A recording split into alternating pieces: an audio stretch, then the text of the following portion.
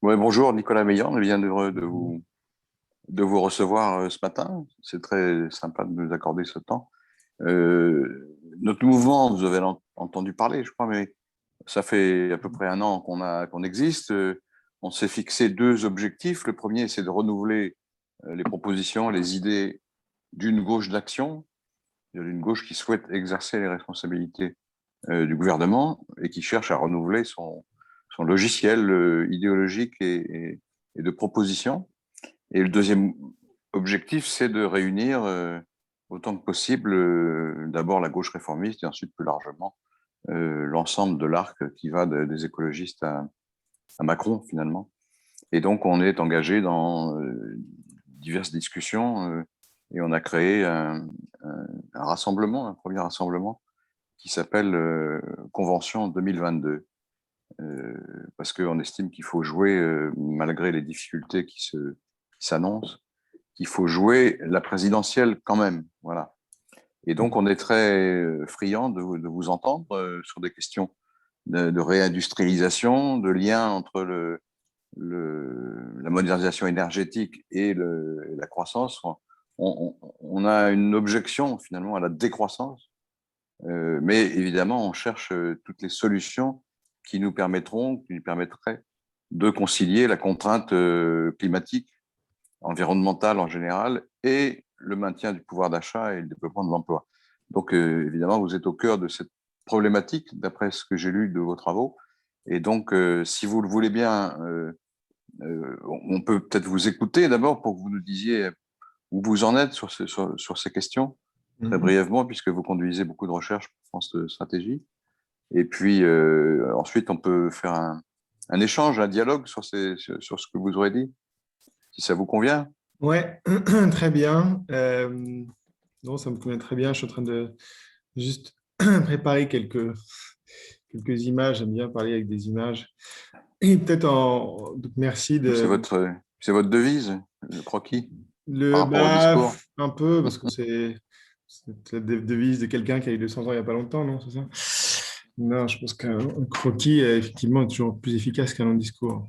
Euh, oui, donc très rapidement, merci de m'accueillir. Donc moi, je suis toujours ouvert à ce type de discussion. Je pense que on va avoir un petit sujet en 2022. Et pour me présenter succinctement, donc Nicolas Meillan, moi je suis ingénieur de formation. J'ai fait l'école des travaux publics et le MIT à Boston. J'ai commencé ma carrière comme ingénieur dans l'industrie automobile, ingénieur crash. Donc je m'occupais de dimensionner les voitures pour que quand vous crashiez à 70 km/h, vous n'ayez pas trop mal. Et puis assez vite, je suis allé dans le conseil en stratégie pendant 15 ans sur le domaine de l'automobile, assez rapidement sur les voitures électriques. Et donc ça m'a amené à m'intéresser, quand on regarde les voitures électriques, à ce qui se passait derrière la prise et donc toutes les problématiques énergétiques, les problématiques notamment de disponibilité de ressources puisqu'on parle beaucoup de la contrainte climatique, hein, mais il y a une autre contrainte dont on parle un petit peu moins, c'est la disponibilité des ressources, et donc qui avait été mise en avant notamment par le rapport du Club de Rome en 1972, qui avait été écrit par des chercheurs du MIT, qui avait d'ailleurs à l'époque été ringarisé. Alors, j'étais pas né, donc je m'en souviens pas, mais à l'époque, je crois que la plupart des gens s'étaient pas mal foutus de leur gueule. Bon, il se trouve qu'a priori, ils avaient raison et qu'en gros, ils disaient que dans la première moitié du 21e siècle, on aurait une contrainte sur les ressources qui risquait d'entraîner d'autres contraintes. C'est pour ça que je crois que la décroissance, ça n'intéresse personne. Mais malheureusement, je ne suis pas sûr qu'on ait le choix. Et qu'à partir du moment où on n'aura pas le choix d'avoir une contrainte sur la disponibilité des ressources, il va falloir qu'on s'organise et qu'on s'organise. Et comme on l'a vu avec le Covid, si on est capable d'un peu anticiper pour alléger les contraintes que ça pourrait faire peser, on s'en portera pas plus mal et on évitera, je ne remets pas en cause, je donne aucune leçon sur la gestion du Covid, qui était forcément quelque chose de difficile, mais voilà, je pense qu'avec un petit peu plus d'anticipation, qui malheureusement n'est pas exactement dans le, dans le logiciel de l'être humain, on pourrait éviter des choses désagréables. Donc, oui, ce que je fais aussi, vous l'avez dit, donc moi aujourd'hui, je suis un spécialiste sur les voitures électriques et puis je travaille aussi avec France Stratégie un jour par semaine. Je suis conseiller scientifique et donc ça m'amène à. Donc, France Stratégie, c'est ce qui, ceux qui ne connaissent pas, c'est ce qui, je peux dire ce qui reste, mais c'est la suite du commissariat au plan, mais qui ne fait plus de plan, qui fait des études prospectives, donc qui est quand même essaye d'amener un petit peu de temps long dans les politiques publiques, qui a une mission aussi d'évaluation des politiques publiques. Et donc moi, au sein de France Stratégie, depuis 2018, j'ai publié 3 rapports. Un sur les voitures électriques et notamment les politiques environnementales en faveur des voitures électriques, donc, ou le politique publique, pardon d'ailleurs. Donc ça, on regardait tous les pays sauf la France pour essayer de comprendre ce qui se passait dans le monde, ce qui marchait bien, ce qui marchait moins bien, les défis. Donc ça, tout est en ligne sur le site de France Stratégie. C'est un rapport un peu long mais qui n'a pas dû prendre beaucoup de rides en 3 ans. Ensuite, en 2019, on a écrit un papier pour une petite analyse de 12 pages, comment enfin réduire les émissions de CO2 des voitures, où là, on a proposé notamment de mettre en place un bonus-malus sur le poids des voitures. Donc, il y est resté quelque chose, mais pas grand-chose, qui devrait être mis en place en janvier 2022, qui sera que sur le poids des voitures de plus de 1,8 tonne, je crois, c'est-à-dire quelques SUV allemands. Et récemment, l'an dernier, en novembre, on a écrit un rapport sur les politiques industrielles, l'analyse des politiques industrielles en France, donc depuis une quarantaine d'années. Et moi, je me suis chargé de la partie automobile. Et plus que des politiques industrielles, on a plutôt regardé les politiques désindustrielles, puisque la France, avec le Royaume-Uni, hein, dans les pays européens, c'est le pays qui est le plus désindustrialisé, le plus délocalisé. Et aujourd'hui, je m'intéresse à voilà, quelles pourraient être les conditions à une réindustrialisation que je ne crois pas, qu'on ne doit pas appeler relocalisation, puisque les usines qui sont parties, il n'y a pas beaucoup de raisons qu'elles reviennent. Mais par contre, les usines de demain, ou peut-être un certain nombre de choses, ou celles déjà d'aujourd'hui, on peut essayer déjà de les garder, peut-être de les faire grossir et d'en ajouter d'autres. Alors, sachant que, bien évidemment, il faut discuter de savoir ce qu'on veut produire. Est-ce qu'on veut devenir concurrent de la Chine sur les iPhones? C'est pas sûr. Je ne suis pas sûr que ce soit très pertinent, mais il y a d'autres secteurs où on peut regarder ça. Alors, la réflexion, et je ne vais pas parler trop longtemps, parce que je préfère qu'on puisse discuter, mais je vais vous mettre juste quelques réflexions quand même sur la désindustrialisation. Je pense que moi, j'ai l'impression qu'on a… Alors, j'ai un biais forcément sur l'industrie automobile, mais je vais vous montrer quelques graphiques. Je pense que 2022, ça va être un enjeu important et un enjeu au niveau… notamment au niveau de l'Europe, parce que malheureusement, alors, écran partagé, voilà. Aujourd'hui, les règles, alors que ce soit les règles au niveau peut-être de l'Europe, mais même du commerce international, ont amené un certain nombre de choses, et notamment quelque chose dont peu de gens sont au courant.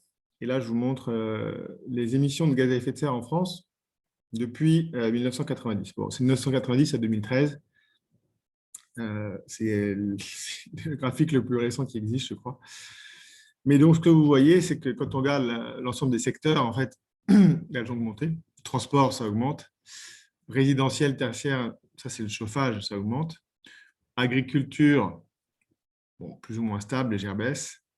Énergie, donc là on a baissé parce que on a baissé la part de charbon dans la production d'électricité. Et vous voyez après, industrie manufacturière. Et là, vous avez moins 40%. Donc, en fait, la baisse des émissions de CO2 territoriales en France, depuis 30 ans, elle se fait sur l'industrie. Et elle se fait sur l'industrie pour plusieurs raisons. Il n'y a pas que, bien sûr, des délocalisations. Il y a aussi des processus qui sont plus efficaces au niveau de l'énergie. Vous avez aussi donc des gains d'efficacité. Vous avez aussi de la hausse de la productivité qui va rentrer en compte. Et vous avez aussi des usines qui partent d'un pays où l'électricité est faiblement carbonée et vraisemblablement qui vont dans un pays où l'électricité est plus carbonée. Et qu'est-ce que ça a comme impact quand les usines partent et qu'elles partent d'un pays où l'électricité est faiblement carbonée et où c'est plus carboné? Ben, l'impact, c'est que les émissions de CO2 associées à vos importations augmentent. Et là, vous avez sous les yeux l'empreinte carbone de la France. Donc, l'empreinte carbone, ce n'est pas juste nos émissions localement en France, c'est l'empreinte qu'a chaque Français, c'est-à-dire ça prend en compte la consommation nationale, ce qui se passe sur notre sol, ça enlève nos exportations, puisque ce n'est pas pour nous, et ça rajoute nos importations. Donc là, dans ce graphique, vous avez les importations en vert clair, vert foncé ou gris clair, turquoise, on va dire. Et puis en dessous, vous avez les émissions de la production intérieure. Et qu'est-ce qui s'est passé? En fait, les émissions liées aux importations ont augmenté, ont presque été multipliées par deux, en fait. Elles ont presque été multipliées par deux depuis 1995 et donc ont quasiment intégralement compensé la baisse des émissions locales. Aujourd'hui, plus de la moitié de notre empreinte carbone, ce sont nos importations. Donc aujourd'hui, quand on parle de réduire les émissions de CO2, on parle beaucoup des émissions de CO2 chez nous, mais en fait, on ne parle pas de la majorité du problème, puisqu'on ne parle pas des importations. Alors bien évidemment, on pourrait toujours dire, vous aurez raison, qu'il y a un projet actuellement au niveau de la Commission européenne de mettre en place cette fameuse ajustement carbone aux frontières, qui est un peu le serpent de mer de la taxe carbone aux frontières, dont je crois Sarkozy peut-être avait été le premier à parler. C'était peut-être d'ailleurs Jacques Chirac, puis Sarkozy, puis François Hollande, Emmanuel Macron sans doute. Bon, on n'y est pas encore, c'est un mécanisme qui est assez compliqué, mais ce qu'il faut quand même savoir, c'est que quand on regarde notre déficit commercial, ça c'est une donnée qui n'intéresse pas grand monde. Pourtant, c'est une donnée qui est quand même importante parce qu'on ne peut pas vivre ad vitam aeternam en déficit, et surtout, il faut savoir qu'on est quand même très largement champion d'Europe sur le déficit commercial. Des pays comme l'Italie sont un solde positif. L'Allemagne, bien évidemment, peu de gens le savent, mais c'est le plus grand exportateur du monde devant la... Alors, ça dépend des années, mais devant la Chine. C'est-à-dire que leur balance commerciale est supérieure à celle de la Chine. Nous, on voit qu'il se passe quand même quelque chose au début des années 2000, 2000, 2002, 2003. Alors, premièrement, vous avez en Bordeaux l'énergie. Donc, l'énergie, c'est principalement le pétrole et le gaz. Et dans le pétrole et le gaz, principalement le pétrole, bon, les prix du pétrole augmentent à partir de 2000 avec la Chine qui rejoint l'OMC. Et donc, on voit effectivement que cette partie-là augmente significativement. Mais ce qu'on voit, c'est qu'aussi avant 2002, avant 2004, il y a une partie grise en positif. La partie grise, c'est l'industrie manufacturière hors automobile. Et ça, en 2004, ça passe dans le rouge, entre guillemets, ça passe en négatif. Et puis, on voit aussi tout ce qui est en rouge. Et en rouge, l'industrie automobile, on avait un solde à peu près plus 15 milliards en 2003. Et en 2019, on est plutôt à moins 15 milliards. Et donc, on a fait moins 30 milliards en 15 ans. Et l'automobile, en fait, c'est la moitié de la dégradation du déficit commercial hors énergie. Qu'est-ce qui s'est passé sur l'automobile? Ce n'est pas un phénomène que français, mais vous avez, dans la décennie 2000, vous avez 12 usines d'assemblage qui ont fermé en Europe de l'Ouest et vous en avez 11 qui ont ouvert en Europe de l'Est. Et donc, l'agrandissement de l'Europe en 2004 avec les nouveaux États membres sur l'automobile, mais aussi sur l'électroménager. On a en tête aussi les délocalisations des usines qui étaient basées à Amiens, un impact important sur notre balance commerciale. Alors, juste pour vous donner un exemple sur de l'automobile, parce que c'est ce que je regarde, et moi j'essaie de comprendre qu'est-ce qu'on pourrait faire pour relocaliser la production des voitures en France. Et qui est d'ailleurs le grand projet de Bruno Le Maire. Là, vous avez les 20 voitures les plus vendues en France en 2020. Donc, la Renault Clio, auparavant, elle était produite à Flins. La dernière voiture Clio produite à Flins était sortie l'an dernier. Désormais, elle est produite en Turquie. Ça fait longtemps qu'elle est en Turquie aussi, hein. Turquie et Slovénie. Peugeot 208, Slovaquie, Slovaquie et Maroc. Donc ça, c'est Peugeot 208, c'était Poissy au départ. Et donc, c'est l'usine de Trnava qui est ouverte en Slovaquie dans la décennie 2000. À noter que la i208, la Peugeot électrique 208, est aussi produite en Slovaquie. Peugeot 2008, elle a été produite encore en partie l'an dernier à Sochaux. Ce n'est plus le cas. Désormais, tout est produit en Espagne. C3, c'était produit à Aulnay. Désormais, c'est produit en Slovaquie. Renault Captur, ça n'a jamais été produit en France, Espagne. Dacia Sandero, bon, ça c'est produit en Roumanie, au Maroc. Donc la première voiture française, c'est la 3008. Et puis on a la Zoé quand même qui est produite encore à Flins. 308, Toyota Yaris. Donc la seule voiture, la seule petite voiture en fait produite en France, c'est la Toyota Yaris. Ce n'est pas une voiture française. Enfin, ce n'est pas une voiture d'un constructeur français, c'est une voiture française, mais de France. Et donc là, on a quand même un petit sujet, sachant que sur l'industrie automobile, eh bien, vous avez quand même beaucoup d'emplois indirects. En gros, pour un emploi, vous en avez quatre, 3 ou 4 créés. Donc, ça veut dire que dans les différentes filières, autour d'un site, vous avez toute la ville qui fait vivre ça, le boulanger, etc. Bref, tous les emplois indirects. Donc, vous créez 200 000 emplois automobiles, ça vous en crée 1 million, en fait. Et donc, en gros, pour synthétiser, donc l'industrie manufacturière, c'est le secteur qui a le plus contribué à la baisse des émissions de CO2. Et donc, finalement, qu'est-ce qu'on voit? C'est qu'une partie de cette baisse des émissions de CO2, elle s'est réalisée en fait, au détriment des 3 piliers du développement durable, c'est-à-dire de l'économie, puisqu'on a délocalisé des usines, et puis on a eu l'apparition d'un déficit de notre balance commerciale, notamment sur les biens manufacturés, du social avec les pertes d'emploi, associées à ces délocalisations, bien sûr, et puis de l'environnement aussi, puisque on va à la fois dans des pays où les mix électriques sont plus carbonés et plus polluants.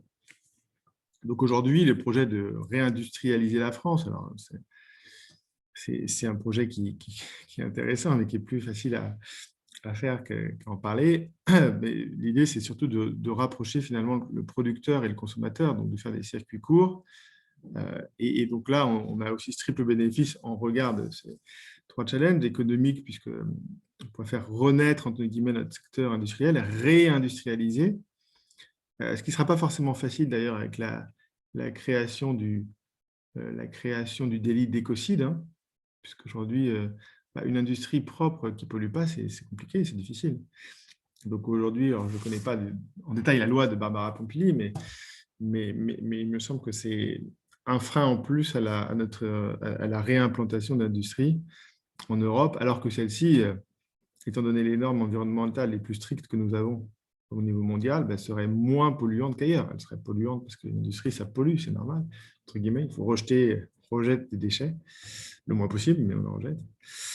Donc, social, création d'emplois, environnemental, avec la baisse de notre empreinte carbone. C'est ça qu'il faut avoir en tête. Et finalement, le projet, si vous voulez, si on voulait, entre guillemets, sauver la planète, le projet, ce serait de faire augmenter nos émissions de CO2.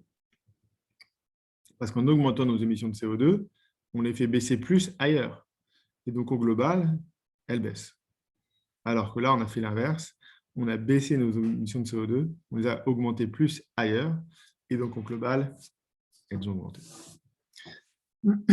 Et voilà. Et donc, je pense qu'il y a quelque chose, notamment qui nous intéresse sur l'automobile, c'est qu'on voit que la Chine, finalement, qui a décidé de devenir le champion et la base industrielle des voitures, de la production des voitures électriques, elle a mis en place des politiques industrielles pour servir ces politiques environnementales.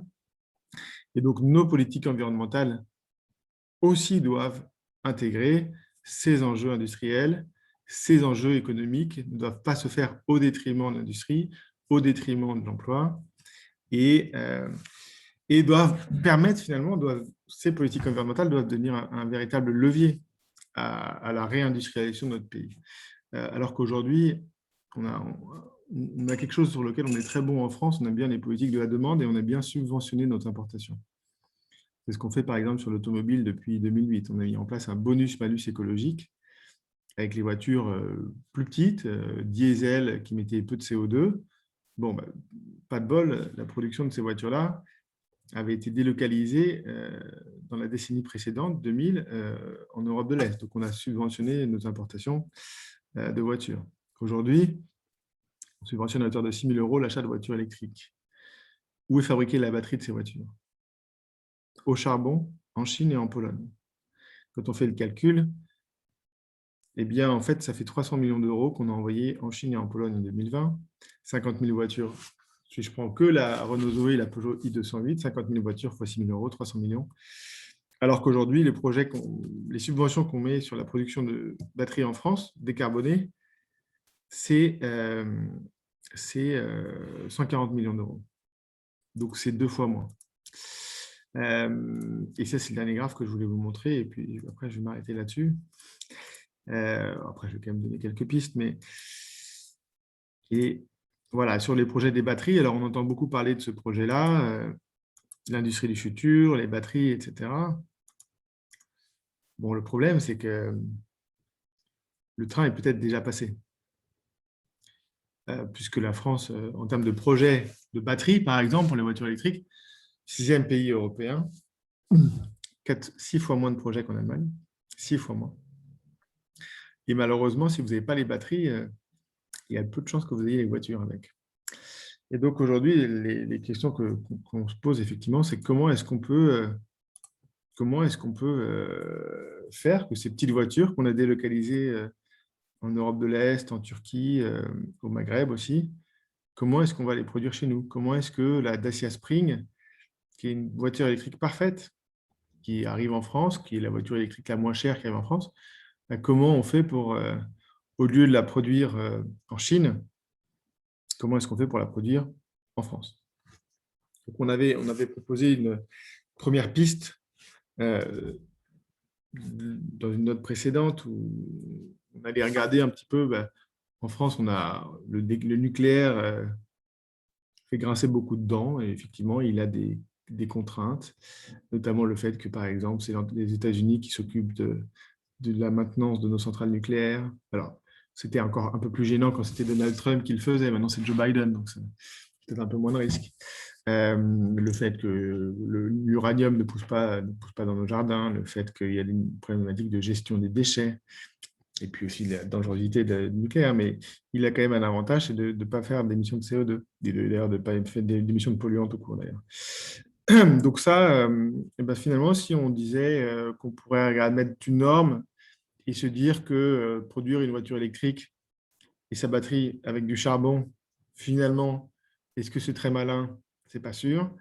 On pourrait dire, pour produire une voiture verte, il faut utiliser de l'électricité, entre guillemets, verte, ou en tout cas décarbonée.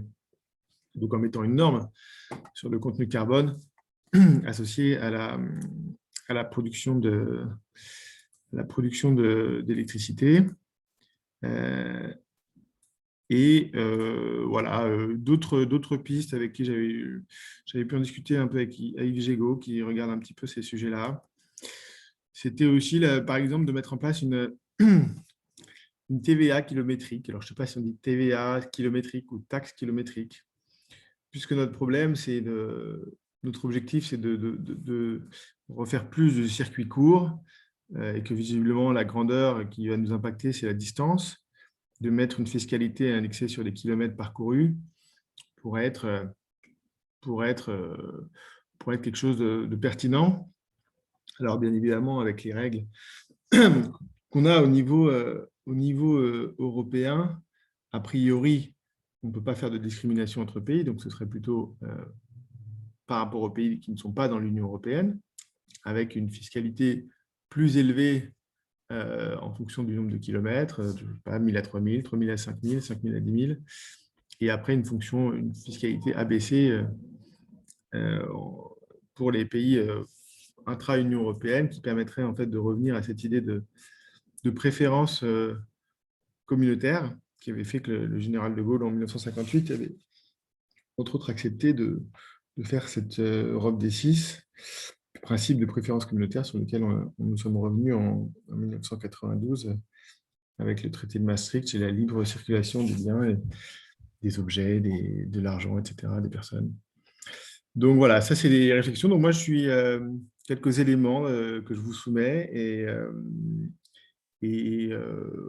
je suis ouvert à la discussion, de comprendre ce que vous, de votre côté, j'imagine que c'est des sujets que vous regardez, sur lesquels vous réfléchissez, et de voir un petit peu, voilà, débattre un petit peu de ça.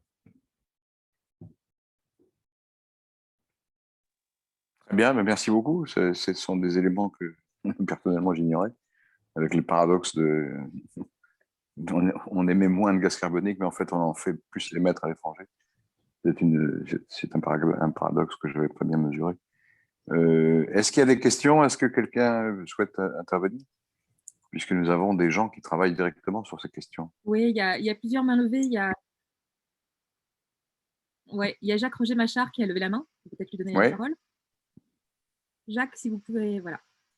Oui, bonjour. bonjour. Bonjour Nicolas Meillan. Je partage avec vous le fait d'avoir une formation d'ingénieur et le fait d'avoir travaillé sur la voiture électrique. Mais il y a un petit bout de temps, c'était il y a une vingtaine d'années. Je suis d'accord avec votre diagnostic, votre analyse sur le passé. Je voudrais vous contredire sur les perspectives parce que, notamment ce qui concerne la voiture électrique et les batteries, certes, actuellement, on importe ces batteries d'Asie et de Chine, mais la politique européenne en faveur d'un Airbus des batteries semble crédible dans la mesure où Peugeot, notamment, PSA, a, a, projette un investissement de plusieurs milliards pour ce qui concerne Peugeot, plus les subventions européennes en France et en Allemagne, qui laisserait penser qu'une batterie européenne serait en perspective. Donc c'est sur ce premier point que je souhaiterais vous entendre. Deuxième point, en ce qui concerne nos émissions de gaz à effet de serre, si vraiment on veut s'engager pour produire de l'énergie durablement décarbonée et se substituer aux combustibles fossiles, en mobilisant à la fois des ENR et du nucléaire non carboné, nous pouvons répondre aux problèmes et décarboner sérieusement notre économie, non seulement territoriale, mais également en notre empreinte carbone. Donc, je vous contredis un petit peu sur ces deux points lourds et j'aimerais vos réactions, si vous voulez bien. Alors, merci beaucoup. Alors, effectivement, il faut juste que je retrouve un petit document que je vais pouvoir vous montrer, sur lequel je vais pouvoir m'appuyer. Et après, tac, tac, tac, ça va être bon. Alors, sur l'Airbus des batteries, effectivement, il y a un projet d'Airbus des batteries qui va être mis en place. Et ça correspond un peu au graphique que je vous ai montré tout à l'heure. Qui est là. Alors, attendez, tac, tac, tac. Écran partagé. Et donc, oui, il y a un investissement important de Peugeot.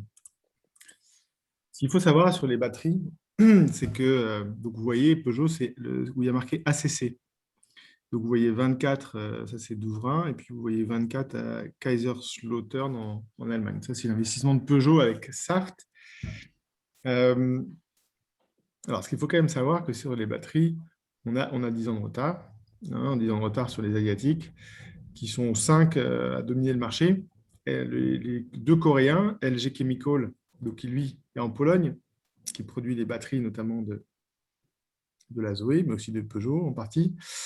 Samsung, Panasonic, le japonais qui fabrique les batteries de Tesla dans le monde entier. Et puis après, vous avez surtout un chinois d'ailleurs qui s'appelle CATL, que vous voyez ici, là. Et donc, on a quand même beaucoup de retard sur ces gens-là qui ont déjà pavé l'univers de brevets, qui n'a plus beaucoup de place, en fait. Et effectivement, donc l'Europe se réveille un petit peu tard, mais se réveille. On ne peut pas lui enlever ça. Et on a une alliance entre deux acteurs, Saft, qui n'a jamais fait de batterie pour les voitures électriques, et Peugeot, qui est le dernier acteur automobile à avoir fait des voitures électriques, puisque c'est le dernier acteur. Alors, ils en avaient fait dans les années 90, hein, bien évidemment, mais c'est le dernier acteur à être entré sur ce marché-là, après Renault, après Volkswagen, après tous les autres. Donc, ça va peut-être fonctionner, ça va peut-être faire un champion d'Europe, mais ce n'est pas sûr. Et ce qu'il faut savoir, c'est que, vous le disiez, oui, notre batterie, elle sera peut-être européenne et elle ne sera pas chinoise, mais si vous voulez que la batterie soit fabriquée en Chine ou au Luxembourg, pour nous, sur notre empreinte, sur notre déficit commercial de la France, l'impact, entre guillemets, est le même.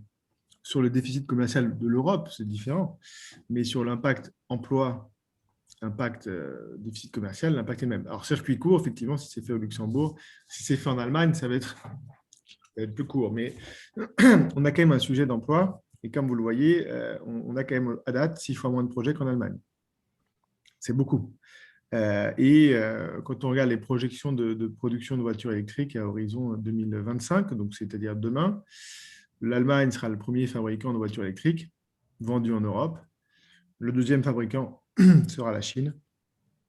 Et le troisième, France, peut-être la France, peut-être le Royaume-Uni, peut-être l'Espagne.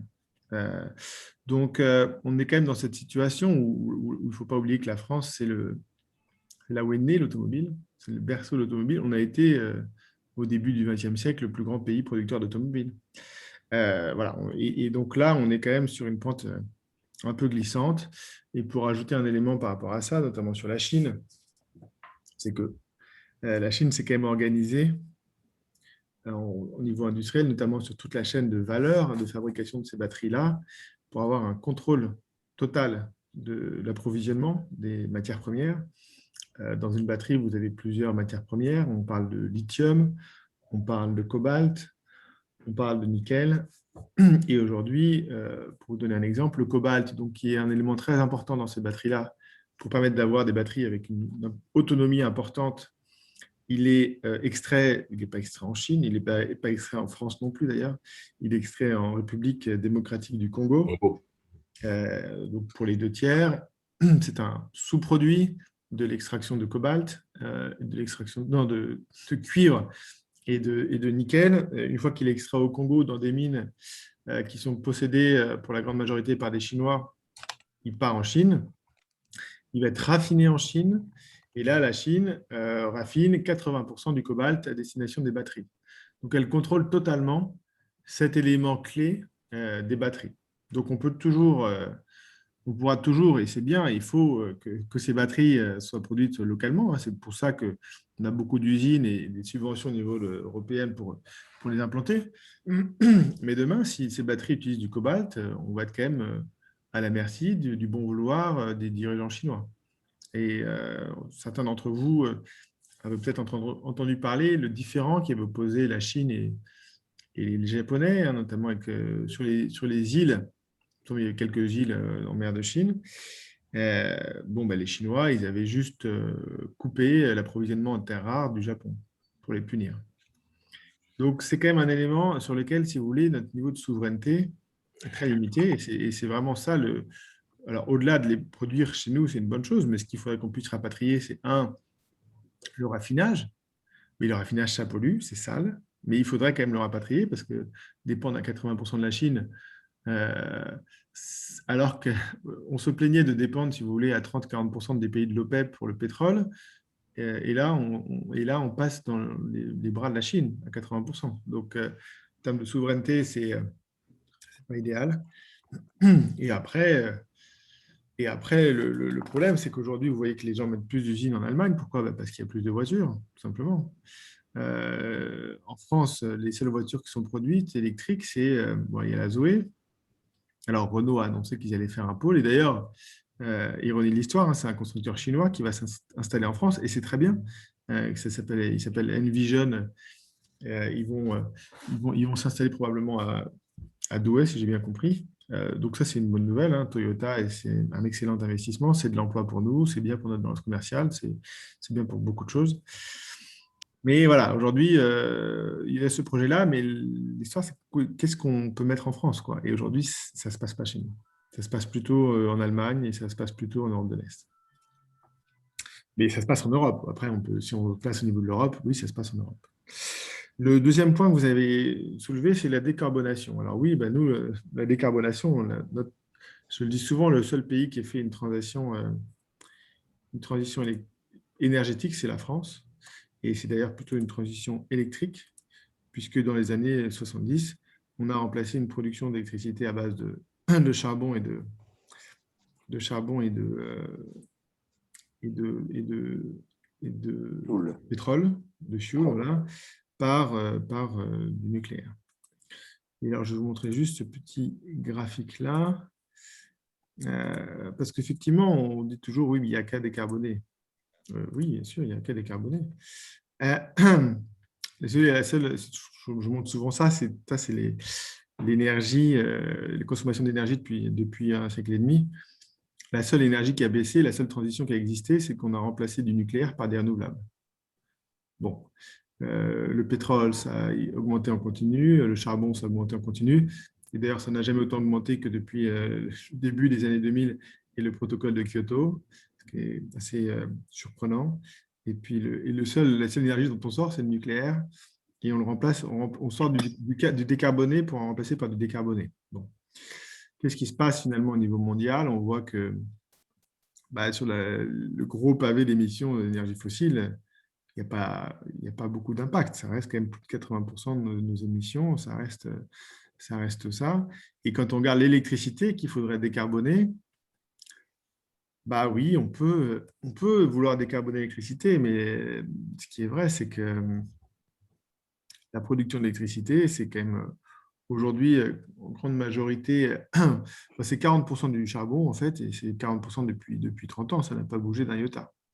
Et vous le voyez dans le graphique en bas, ce qu'on est en train de faire, c'est de substituer du nucléaire par des renouvelables, en gros. Donc, on substitue du décarboné par du décarboné. Bon. Sachant qu'il y en a un qui est quand même pilotable et pas l'autre, qui peut poser un problème en hiver quand on est dans une vague de froid et qu'il n'y a pas de vent et qui fait nuit. Donc, ça, oui, sur le papier, on peut faire ça, mais dans les faits, ça n'existe pas. Dans les faits, la décarbonation, elle a été faite en France il y a 30 ans. Elle a été faite relativement aux États-Unis depuis 15 ans. Je crois que d'ailleurs, Donald Trump est l'un des présidents qui a les meilleurs résultats sur les émissions de CO2, n'en déplaise à certains, puisqu'en fait, quand on remplace dans la production d'électricité du charbon par du gaz, ça a fait des gains importants d'émissions de CO2. À part ça, vous avez la Chine qui veut se développer, c'est 70% du charbon. Vous avez l'Inde qui veut se développer, c'est beaucoup de charbon. Et donc, concrètement, la décarbonation, oui, sur le papier, on est d'accord, mais dans la vraie vie, elle n'existe pas. Il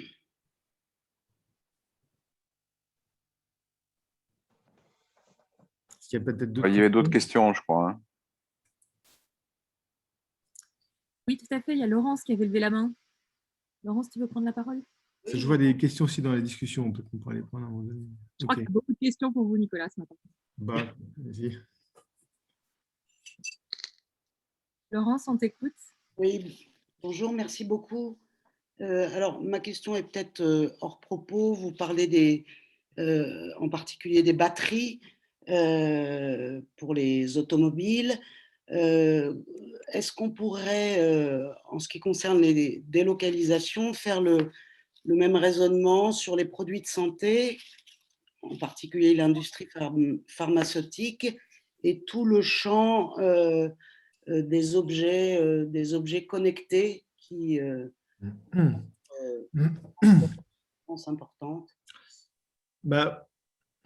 En fait, ce raisonnement que moi j'ai eu sur l'automobile, parce que c'est le secteur que je connais le mieux, il faut l'avoir sur tous les secteurs. Et il faut se dire, est-ce qu'on relocalise ou pas? Est-ce qu'on essaie de faire revenir ou pas?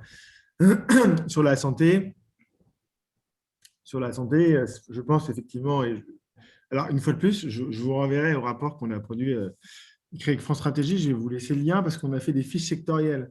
Donc en fait, il ne faudrait pas que je vous les résume, mais comme je ne l'ai pas lu moi-même, Parce que le rapport fait 600 pages et je me suis focalisé sur ma contribution, mais on couvre la santé, il me semble. Alors, je vous mets comme ça, vous l'aurez tous. Hop. Sur la santé, vraisemblablement, il y a une partie de la production de médicaments. Il me semble que l'Inde, par exemple, est devenu un très grand mondial de production de médicaments et notamment de génériques. Donc, il y a vraisemblablement une partie de notre production de médicaments qui est partie de France et qui est partie ailleurs. Bon, je n'irai pas sur le détail des masques. On s'est beaucoup plaint des masques. Moi, j'ai un ami qui est à Cuba et quand il a eu le Covid, moi, je lui ai demandé comment vous avez fait. Et les Cubains, ils n'ont pas dit qu'ils n'avaient pas de masque. Ils s'en sont fait un, point final. Donc, c'était, je veux dire, quand même quelque chose d'assez simple. D'ailleurs, beaucoup de gens se le sont fait finalement en France. Vous avez parlé des objets connectés. Les objets connectés, ils n'ont jamais vraiment été localisés en France, en fait. On a eu des productions de téléphones portables. On a eu Sagem, notamment, qui était une marque française. Mais dès qu'on parle d'objets connectés, entre guillemets, donc smartphone, il n'y a pas eu dû avoir beaucoup de smartphones qui ont été localisés en France. Est-ce qu'on va aller revenir fabriquer des téléphones portables, des ordinateurs? C'est pas évident. Il y a d'autres secteurs qu'on a perdus, qu'on avait essayé de produire. Par exemple, les panneaux solaires. On avait essayé une entreprise qui s'appelle Photowatt, qui avait essayé d'industrialiser ça. Mais plus que nous, les Allemands avaient quand même une industrie qu'ils avaient mis en place, 100 000 emplois sur la production de panneaux photovoltaïques. Toutes les entreprises ont fait faillite. Pourquoi? Parce que qu'est-ce qui se passe généralement en Chine? Leur modèle d'affaires, entre guillemets, c'est quand ils veulent s'attaquer à un secteur, ils mettent des usines, ils mettent beaucoup d'usines, ils mettent le monde en surproduction. Et puis ensuite, dès que les gens sont en surproduction, qu'est-ce qu'ils ferment en premier? Ils ferment ce qui coûte le plus cher. Et donc, c'est ce qui se passe généralement sur tous ces secteurs-là, ce qui s'est passé sur le photovoltaïque aussi. Et c'est bien tout le challenge, c'est de se dire, la Chine est en train de devenir le champion de la petite voiture électrique. La petite voiture électrique, c'est la bonne voiture électrique. La bonne voiture électrique, ce n'est pas le tank électrique qui fait 2,5 tonnes, qui a une batterie qui est bourrée de métaux, etc., et qui finalement n'a aucun impact en termes d'énergie, d'émissions de CO2, etc. La bonne voiture électrique, c'est une voiture qui est légère, qui vous permet de couvrir vos trajets du quotidien et pas de vous emmener au ski.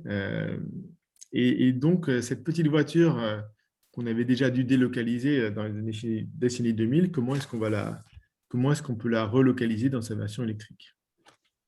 Mais oui, il faut avoir ce raisonnement secteur par secteur. Moi, c'est un message que je porte au sein de France Stratégie. Moi, j'essaie de le faire au niveau de l'automobile, mais toutes les industries ne seront pas pertinentes à relocaliser, c'est sûr.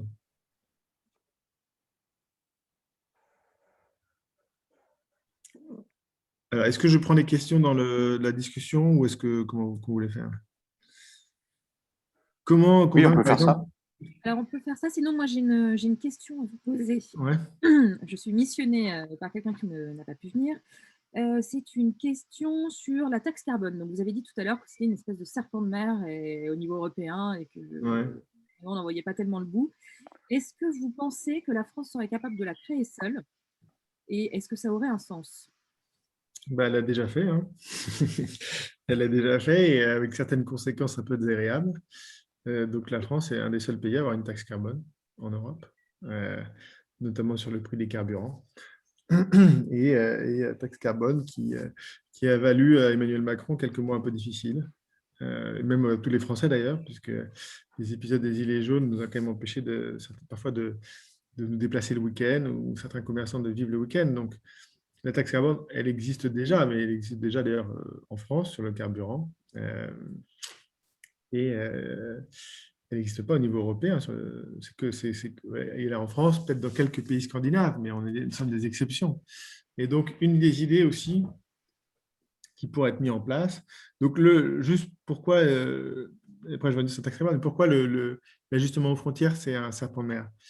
Parce qu'en fait, aujourd'hui, si vous voulez, il y a un mécanisme de quotas de carbone qui sont appliqués aux entreprises, aux industries les plus émettrices de CO2.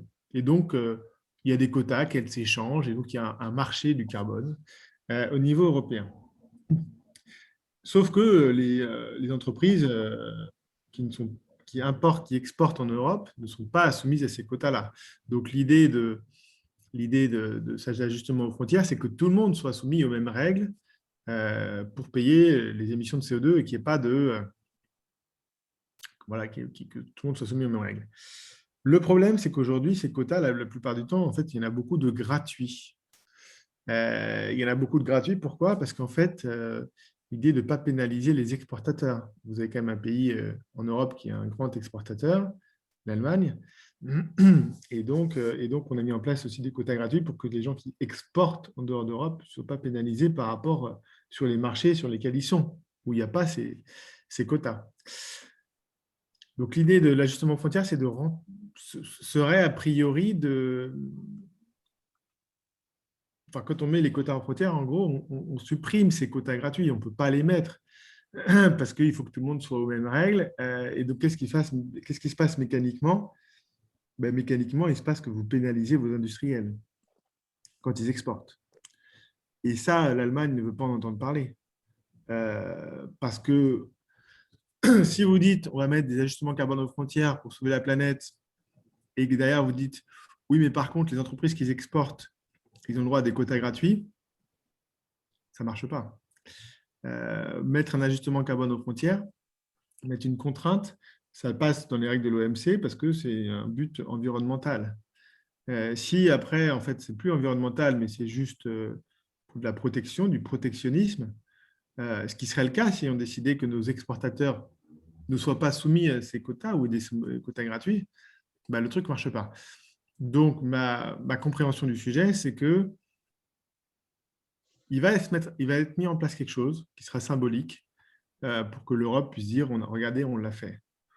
Mais à mon avis, il ne restera plus grand-chose dedans. Ce sera, à mon avis, une coquille vide. Et Mais à mon avis, par principe, pour le symbole, ils arriveront d'ici quelques années à mettre en place quelque chose. Ils s'en féliciteront, c'est important. C'est comme les accords de Paris, c'est important de se féliciter. Mais concrètement, dans ce qu'il y aura dedans, à mon avis, ce sera assez limité. L'impact sera assez limité pour la simple et bonne raison qu'en Europe, c'est l'Allemagne qui décide. Et l'Allemagne fait la balance commerciale de l'Europe, fait l'excédent commercial de l'Europe. Donc, si elle met son veto, il ne se passera rien. La deuxième, oui, alors, sur la taxe carbone.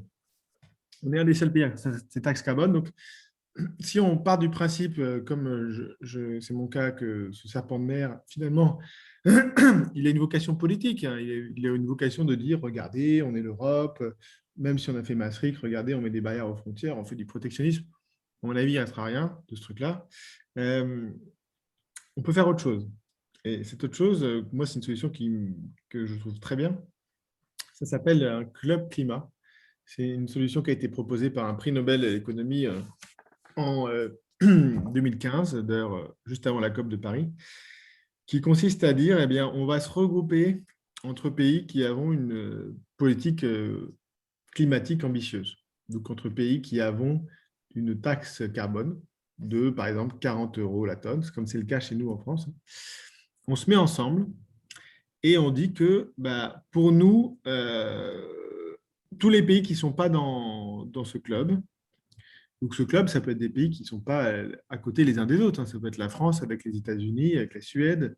Tous les pays qui ne sont pas dans ce club, ils vont avoir une taxe en plus de 5 à 6% sur les importations. Taxe d'ailleurs qui pourrait leur être reversée pour mettre en place des politiques climatiques plus ambitieuses. Et cette taxe symbolique de 5-6%, on ne parle pas de 20, 30, 50 ou 150%, pour les inciter finalement à rejoindre ce club climatique et à mettre en place une politique ambitieuse. Donc, c'est-à-dire que c'est une politique qui consiste à tirer tout le monde par le haut, de prendre les meilleurs élèves et emmener tout le reste de la classe, plutôt que de compter sur une assemblée générale avec une copropriété à 200 pays où finalement le seul accord possible est un accord au plus petit dénominateur commun. Donc, c'est un accord avec pas grand-chose dedans. Donc, l'idée, c'est au lieu de tirer tout le monde vers le bas, qui est le cas de ces copropriétés, et malheureusement, c'est le cas à 200, mais c'est le cas quand on est 27, c'est difficile de trouver un compromis, eh bien, c'est de trouver un accord par le haut avec un petit groupe de pays et un mécanisme d'incitation pour les gens à le rejoindre. Comment on fait cohabiter ça avec l'Union européenne et les accords commerciaux, l'OMC, etc. Alors, au niveau de… Alors, quand vous êtes sur un mécanisme lié à l'environnement, ça passe au niveau de l'OMC. Une fois de plus, vous avez, je crois que c'est l'article 10 du traité du GATT ou un truc comme ça. Je ne sais plus exactement. Vous avez une note intéressante de la CAE là-dessus, le Conseil économique. Article 3. Article 3 du… Oui, la clause de la nation la plus favorisée. Ouais. On apprend ça dès la 3e en cours d'histoire. Alors, attendez, je vais vous dire, je vais quand même reprendre le document parce que j'aime bien être précis. C'est dans les articles 1 à 3 du GATT 49, repris dans l'OMC. Évidemment, ça s'applique dans l'Union. Alors, moi, j'ai le recours, moi, j'ai l'article 20. Non, mais l'article 20, c'est l'article de dérogation au titre Voilà. de l'environnement. Mais le raisonnement que vous développez, qui est totalement fondé, repose sur les articles fondamentaux du commerce international, qui sont 1, 2, 3, et principalement 3, avec cette règle de la nation la plus favorisée. Et du coup, dans l'Union européenne, en revanche, comment on fait? Eh bien, on Alors, peut pas… Je laisse… oui. Donc, dans l'Union européenne, comment on fait? On ne peut pas mettre de barrière à l'intérieur de l'Union européenne. Donc, entre les pays de l'Union, ça, c'est impossible. Donc, comment on fait? Il faudrait que l'Union européenne rejoigne ce club climat en tant que tel. Et donc, ça veut dire quoi? Ça voudrait dire qu'il faudrait que, en fait, il faudrait que la taxe carbone qu'on a mis en France et qui a déclenché les Gilets jaunes, on la mette en place dans les 25 autres pays. C'est pas ça le projet de Van der Leyen. Comment? Pas ça du tout le projet de Van der Leyen. Non, je ne crois pas, non. Non, son projet, c'est surtout la taxe, l'ajustement carbone aux frontières. Mais, donc, j'en ai discuté quand même avec… alors, je vais vous montrer cette note qui en parle, parce que si ça vous intéresse, j'en ai discuté avec l'auteur de cette note, qui est experte, Kathleen Schubert. Et la note est assez intéressante, ça va vous intéresser. Hop. Donc, qu'est-ce qu'il faudrait faire? En fait, il faudrait élargir, en gros, le système des quotas à d'autres. Aujourd'hui, c'est l'acier, le papier, enfin, c'est toutes les industries les plus émissives. Il faudrait rajouter d'autres industries, élargir, automobile, et puis après, entre autres peut-être, et après le bâti et le transport, qui sont du diffus. Donc, ça veut dire quoi? Ça veut dire qu'en fait, pour le transport, il faudrait par exemple faire rentrer ou appliquer ces quotas aux raffineurs, à ceux qui vont vendre le pétrole, ceux qui vont vendre le carburant. Ça veut dire qu'en gros, notre taxe carbone qu'on a mis en place derrière, qui fait partie de la… Alors je ne sais plus quel est le nom, si c'est la TICPE ou TIPP, ça change quand même assez régulièrement. Et donc, cet élément de taxe carbone, finalement, repasserait du côté raffineur. Donc, la seule façon que ce soit qu'on puisse le mettre en place au niveau de l'européenne, c'est que tous les pays, les 27 pays de l'Union européenne, soient d'accord pour élargir finalement les quotas ETS à d'autres secteurs, notamment le diffus, notamment le transport, avec les risques que ça peut présenter, puisqu'on on a une petite échantillon chez nous en France, et que les 27 pays soient d'accord. Voilà. Donc, vous imaginez que, personnellement, je ne suis pas convaincu que, malheureusement, on y arrive. Donc, cette solution ne marchera pas non plus.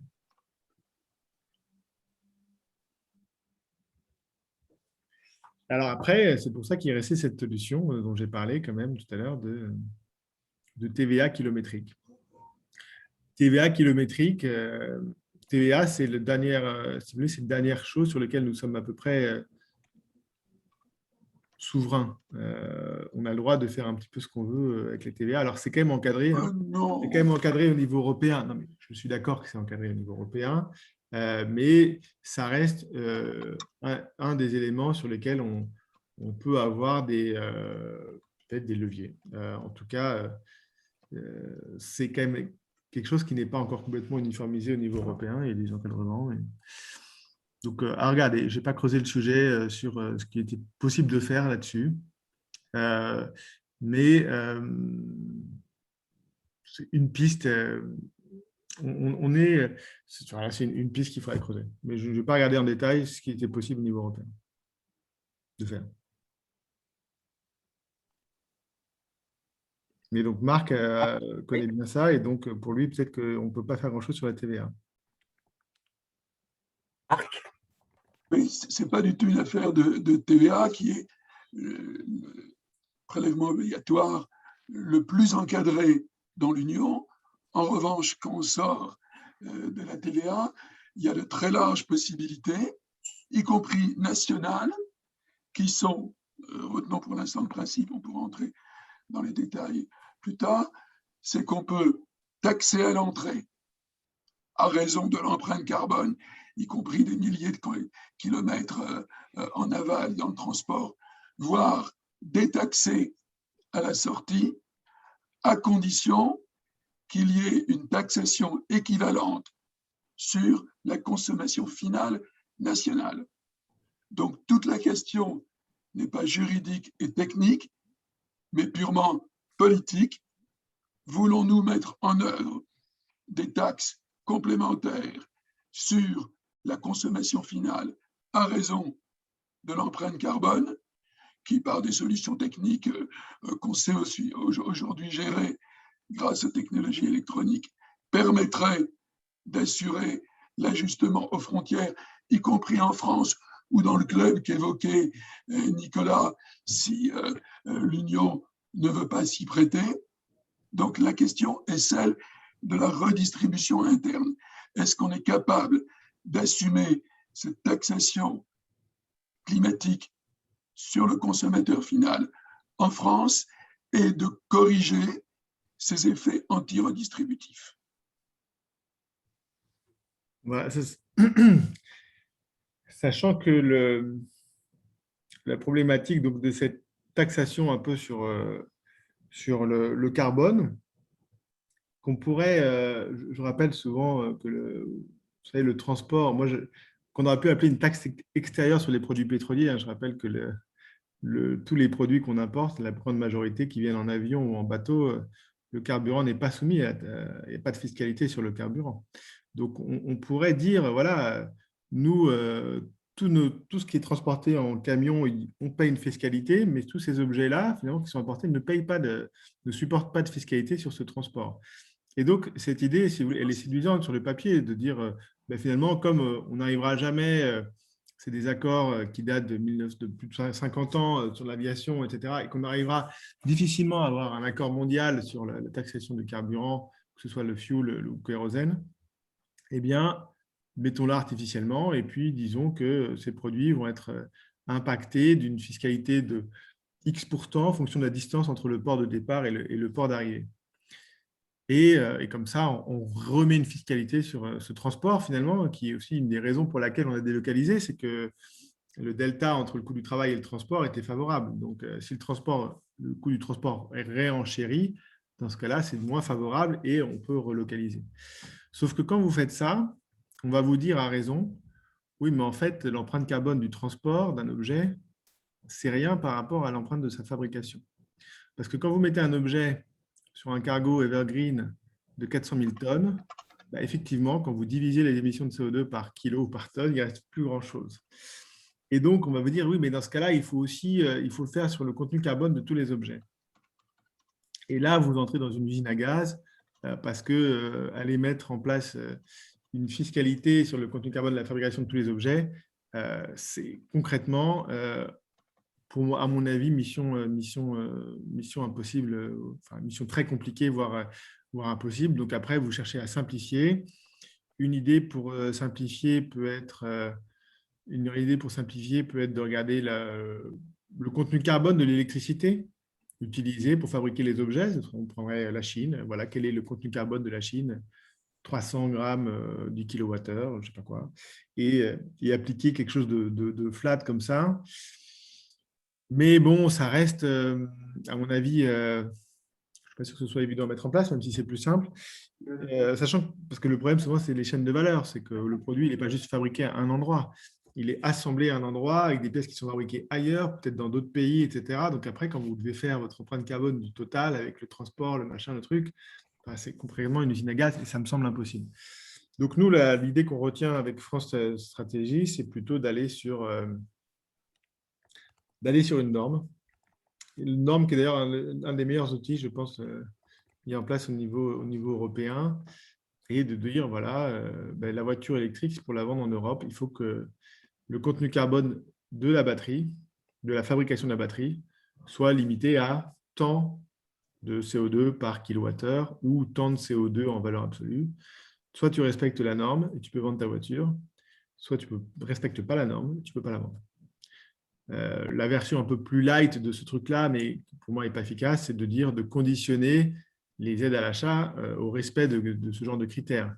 Ce qui fait du sens, de dire, ben voilà, moi je veux bien te donner 6 000 € pour acheter ta voiture, mais par contre, si elle est fabriquée au charbon, tu comprends que je ne vais pas te donner 6 000 € parce que en fait, c'est de l'argent public qui est mal investi. Donc, pour moi, la question, c'est comment est-ce que ces 300 millions d'euros, si vous voulez, qu'on donne chaque année ou qu'on a eu l'an dernier à la Pologne et à la Chine pour fabriquer des batteries au charbon, comment est-ce qu'on utilise mieux cet argent?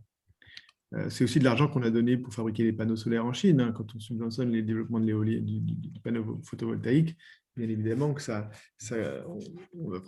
la Chine s'est quand même développée sur le dos de nos subventions en partie. Et ça, la question, c'est comment est-ce qu'on met fin à ce truc-là? Et comment est-ce que nos subventions vont plutôt créer de l'emploi en France qu'en Chine? Et le sujet est compliqué. Marc, tu as encore une question? C'est un commentaire dans le prolongement, mais je ne veux pas empêcher les interventions des autres amis, ni la poursuite du propos de Nicolas, mais ce sont les travaux que mène actuellement le G1 du mouvement qui va vous transmettre prochainement des propositions. Il y a d'abord, et on le ressent bien dans le propos de Nicolas, un arbitrage politique à faire, y compris pour nous les engagés. Est-ce qu'on reste dans une stratégie coopérative à l'intérieur de l'Union, avec la forte contrainte allemande et polonaise, elles ne sont pas de même nature, qu'a décrite Nicolas, ou est-ce qu'on choisit, avec d'autres qui voudraient nous accompagner au cas où l'Union ne va pas assez vite, on pourra revenir sur la proposition de la Commission européenne qui a été déposée la semaine dernière. Benoît y faisait allusion. Donc, si on trouve que l'Union ne va pas assez vite, le droit de l'Union et le droit de l'OMC nous autorisent à mettre en place des dispositions nationales dans les conditions que j'ai évoquées tout à l'heure et qui donc impliquent un dispositif d'accompagnement interne de redistribution. Il faut d'abord faire ce choix. Est-ce qu'on reste dans l'Union? Enfin, on reste dans l'Union, on y reste évidemment. Mais est-ce qu'on a une stratégie ajustement aux frontières européennes ou une stratégie nationale? Et puis ensuite, on décline avec les outils qui peuvent être effectivement compliqués, comme l'a dit Nicolas, sauf que lui-même plaidait tout à l'heure, dans ses travaux, a écrit des choses sur le poids. Il se trouve qu'il y a une bonne corrélation entre le poids qu'on sait mesurer dans les échanges internationaux et la charge carbone liée au plastique, au verre, à l'acier et aux demi-produits. Donc, il faut d'abord discuter de la stratégie politique et de ses contreparties de redistribution interne ou pas. Ah non, mais vous avez, merci pour l'être. Effectivement, sur le point, vous avez raison. Le raisonnement qui était valable pour la voiture et les choses qui soient valables pour les autres objets. Sachant que sur l'empreinte carbone, il y a un petit problème quand c'est léger, c'est que ça peut prendre l'avion aussi. Donc, on pourra vous le rétorquer. Les biens les plus légers et qui coûtent cher peuvent venir plutôt en avion. Enfin, c'est les seuls qui vont venir en avion d'ailleurs. Une bagnole ou un lave-linge en avion, je le crois modérément. Non, mais je parle des objets légers. Un objet très léger, justement, un objet très léger avec forte valeur ajoutée, va plutôt voyager en avion qui, lui, aura une empreinte carbone plus importante. Mais c'est le type de débat dans lequel on peut nous emmener. Moi, ce que je veux rebondir là-dessus, et je pense que vous avez raison, je pense que l'enjeu, là où je suis convaincu en 2022, l'enjeu, ce sera moi, j'en suis convaincu. Je ne suis pas sûr que les 67 millions de Français le seront, mais l'enjeu, c'est l'Europe. Est-ce que on reste dans notre mythe du couple franco-allemand, en fait, qui est un mythe français? Il n'y a que nous qui y croyons. Ça a existé à l'époque du général de Gaulle, peut-être ça existait encore un peu à l'époque de François Mitterrand, mais c'est terminé. Les Allemands, ils ont des intérêts, point. Et aujourd'hui, moi, je le vois dans mes travaux, je le vois dans ce qui se passe à Bruxelles. Les Allemands sont très présents. Les Allemands sont force de proposition au niveau européen. L'Europe, la Commission, délaissée par les Français, en fait, je ne sais pas pour quelle raison, un certain type d'arrogance sans doute, qui préfèrent se focaliser sur leurs affaires nationales, qui oublient que 80% des lois sont votées au niveau européen, que leur travail est de les transposer en France. Donc la question, c'est l'Europe. La question de l'Europe, c'est comment est-ce qu'on la remet sur le droit chemin? Comment est-ce qu'on la réforme? Le débat est souvent on reste ou on la quitte, mais en fait non, rien n'est tout blanc, rien n'est tout noir, il y a des nuances de gris. Et le problème aujourd'hui, c'est qu'effectivement, si on ne change pas les règles au niveau européen, ces règles ne sont pas dans l'intérêt de la France. Donc, on doit pouvoir rééquilibrer le rapport de force en Europe entre les deux piliers que sont la France et l'Allemagne. Aujourd'hui, ce n'est pas équilibré. Et donc, moi, je le vois dans les travaux que je mène. Si vous voulez, à chaque fois que j'essaie de réfléchir à des idées ou des solutions, en fait, ça bute, la dernière étape où ça bute, c'est au niveau de l'Europe, en fait. Donc, on peut avoir plein de bonnes idées, etc. Mais tant qu'on est à 27 à décider à l'unanimité, c'est difficile. Donc moi, je pense qu'il y a des choses à faire. Il faut la faire évoluer, peut-être grandi un peu trop vite. L'élargissement de nouveaux États membres a un impact important quand même sur notre déficit commercial, avec quand même des projets qui ont été, et c'est encore le cas d'ailleurs aujourd'hui, quand vous avez l'usine de Bridgestone qui ferme en France et qui est remplacée en partie par une usine en Pologne qui a été subventionnée par notre argent, bah, c'est difficile, c'est compliqué. Et c'est ça qui s'est quand même passé depuis 15 ans. Donc, soit on continue, mais dans ce cas-là, il ne faudra pas s'étonner que… Enfin, je ne vois pas d'issue. Je sais que ce chiffre de déficit commercial n'est pas un chiffre qui est beaucoup commenté. En fait, il est commenté une fois par an quand les chiffres sortent, début février. On dit ah, la France est à moins X milliards de déficit. Mais en fait, c'est quand même juste le déficit qu'on a eu. En 2020, c'est le déficit le plus élevé que n'ait jamais eu aucun pays européen depuis l'histoire de l'Europe. Ça n'a choqué et ça n'a gêné personne. Moi, je ne crois pas que ce soit tenable. Mais malheureusement, je ne vois pas beaucoup de gens en parler et essayer de faire quelque chose pour le résoudre. Mais du coup, qui seraient nos alliés en Europe pour faire contrepoids? Mais qu'est-ce qu'il faudrait qu'on obtienne, en fait? Moi, je pense qu'en Amérique, il y a une Amérique qui s'appelle l'Amérique du Nord et l'Amérique latine et l'Amérique centrale aussi. Et en Europe, c'est plusieurs pays avec notamment des différences culturelles importantes. Je pense que dans les pays notamment latins, dans les pays d'Europe du Sud, d'Europe latine, que ce soit l'Italie, que ce soit l'Espagne, on pourrait trouver des alliés, la Belgique aussi, peut-être d'autres pays, des pays nordiques aussi, qui sont avec des mix électriques faibles, faiblement carbonés. C'est sûr que vous aurez toujours l'Allemagne, les Pays-Bas, la Pologne, tout l'Interland qui est très, très fortement lié à l'Allemagne, puisque c'est la base de production de l'Allemagne, qui est un pays d'assemblage. Donc, vous aurez toujours tous ces pays-là qui seront la Slovaquie, la Hongrie, la République tchèque, qui seront du côté des Allemands. Mais nous, même avec le Royaume-Uni, d'une certaine manière, alors ils ne sont plus dans l'Europe, mais sur une Europe différente, le Royaume-Uni pourrait aussi considérer de se joindre à cette union-là. Mais oui, effectivement, c'est une histoire d'intérêt, de voir à qui on peut faire ce genre de choses-là.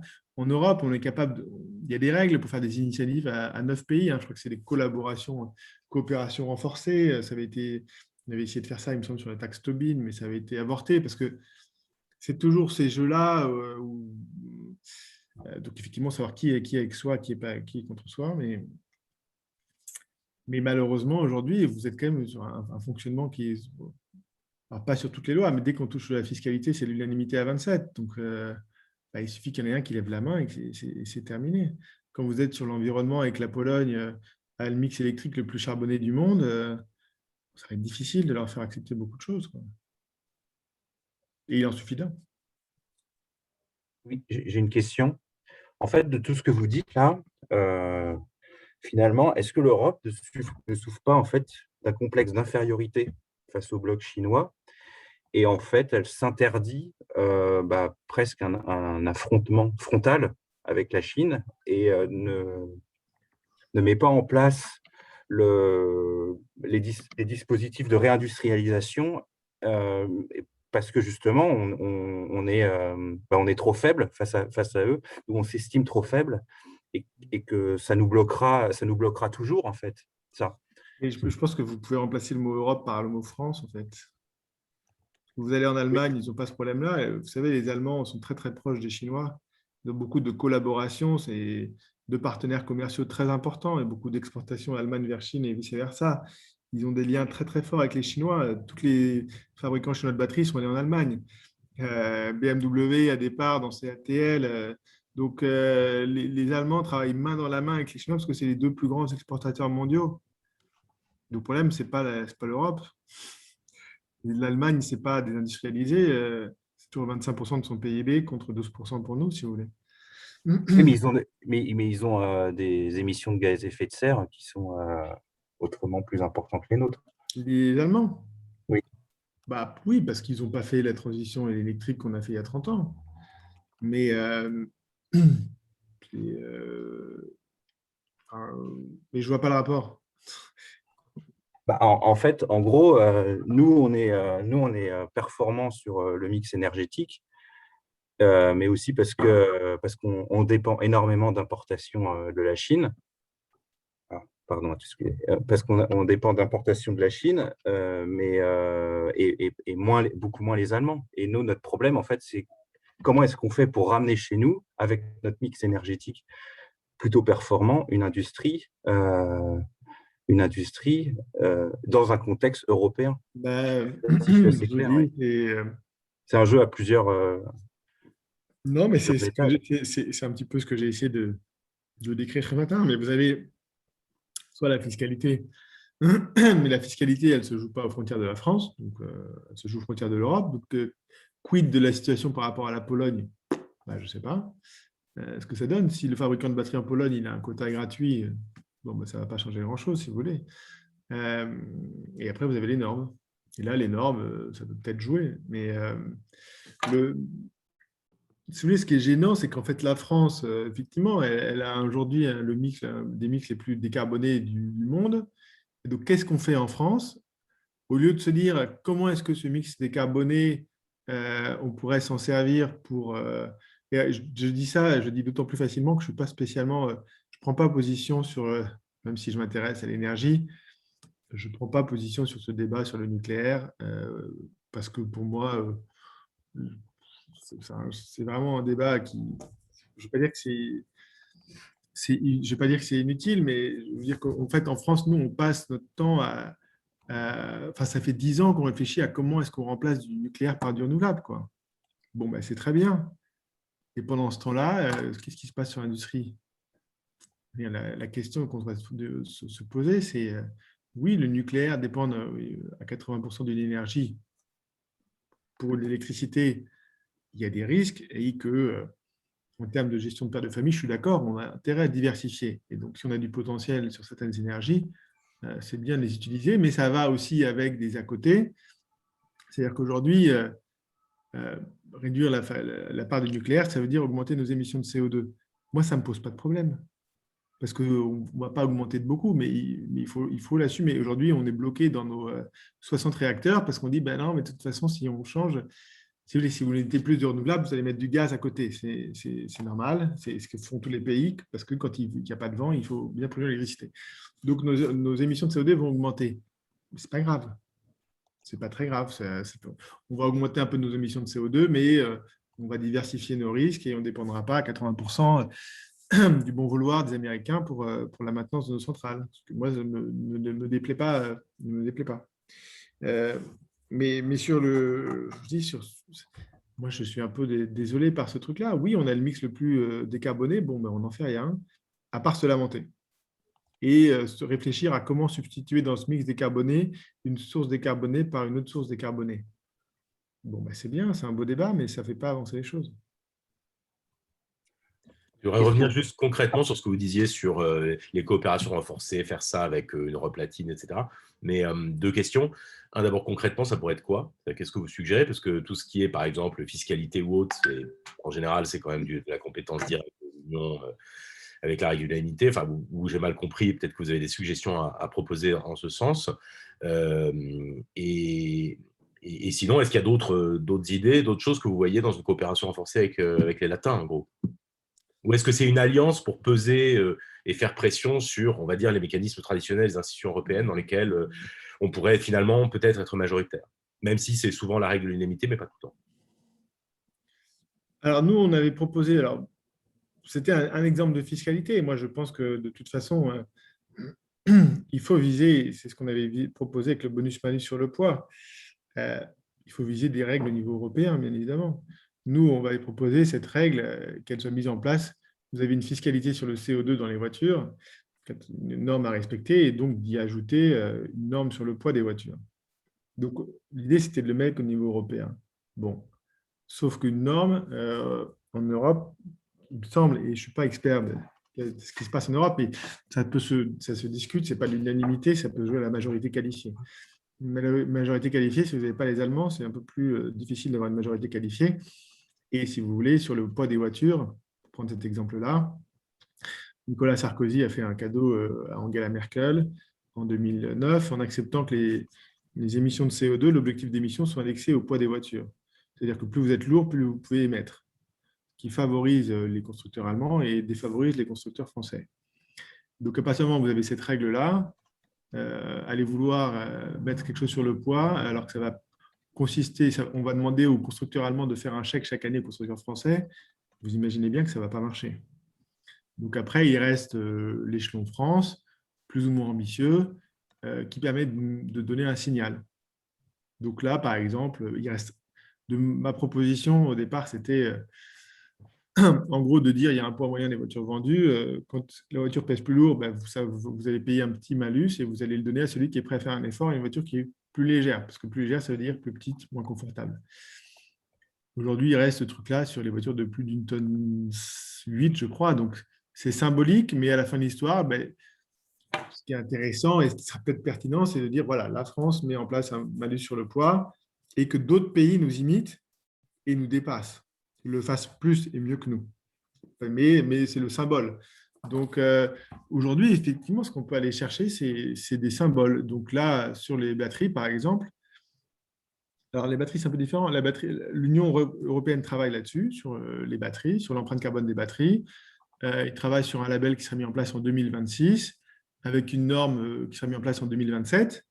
Et donc là, on peut dire, on va aller plus vite que l'Union européenne. On a le droit. Eux, ils veulent faire quelque chose. Le temps que ça se mette en place, ça va être 2026-2027. On garde le même principe, on garde la même idée. On va aller plus vite, plus fort. Et on va montrer l'exemple. Et ce qu'on a intérêt à faire, c'est d'installer des standards au niveau européen qui soient ensuite repris par d'autres pays et qui, effectivement, permettent de valoriser notre mix électrique décarboné. Donc, je pense que c'est ça qu'il faut essayer de viser. Et donc, on revient un peu à cette idée de Club Climat, c'est qu'il faut tirer les choses par le haut et trouver des moyens que les gens s'alignent, au lieu qu'on soit sur le plus petit dénominateur commun, qu'on s'aligne sur le haut. Les autres instruments, je dis, malheureusement, on se heurte toujours à des choses un peu difficiles.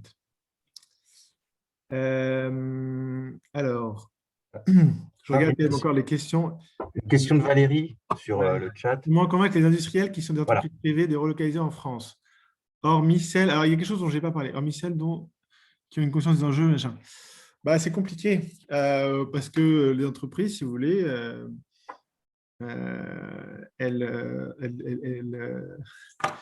pour pouvoir relocaliser en France, il faut qu'elles aient un avantage à le faire. Un avantage en termes de… Ça va coûter plus cher de produire en France. Et donc, il faut qu'elles puissent le répercuter dans le prix pour les consommateurs et que les consommateurs soient prêts à payer plus. Aujourd'hui, est-ce que les consommateurs sont prêts à payer plus pour le Made in France? 5%, 10%, mais au-delà de ça, c'est compliqué. Alors que quand on regarde le coût de fabrication entre la France, du Portugal ou de la Chine, la Turquie, c'est 1 pour 3, 1 pour 4, 1 pour 5. Donc, c'est 3, 4, 5 fois plus cher. Aujourd'hui, il y a quelque chose dont je n'ai pas parlé, qui pourrait être aussi mis en place. C'est qu'aujourd'hui, quand vous achetez un produit, et ça, c'est dans le traité de Rome de 1957, alors l'article 3 d'ailleurs, il me semble, pas de discrimination entre les pays, donc il n'y a pas d'obligation de mettre le lieu de fabrication d'un produit.